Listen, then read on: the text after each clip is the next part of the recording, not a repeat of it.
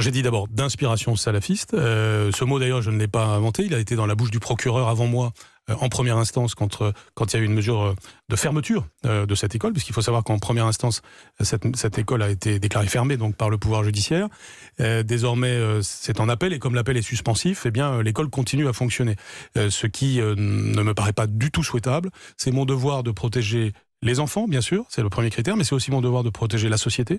Et en l'occurrence, j'ai donc enjoint les parents à scolariser les enfants dans une autre école. Maintenant, qu'il y ait des manœuvres d'intimidation du type m'attaquer en diffamation, évidemment, je ne céderai pas à ça, et ça a plutôt tendance à raffermir ma position, parce que je pense qu'il y a des secteurs qui cherchent à tester la République, et bien qu'ils la testent, ils la trouvent en face, debout et forte. Justement, le président a dénoncé l'islam politique qui veut faire sécession avec notre République. Est-ce que les écoles musulmanes hors contrat sont des foyers de sécession ?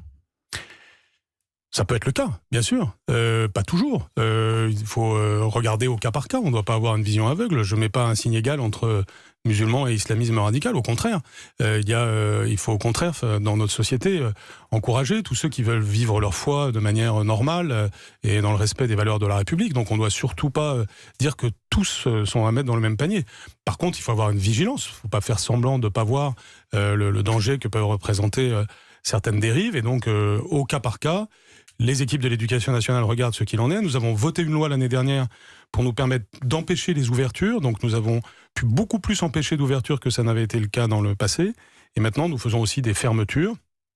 Et les fermetures, évidemment, requièrent un certain nombre de critères juridiques. Et donc, au cas par cas, nous procédons à des fermetures. Je le fais à la fois en toute sérénité, en toute justice, mais en toute lucidité.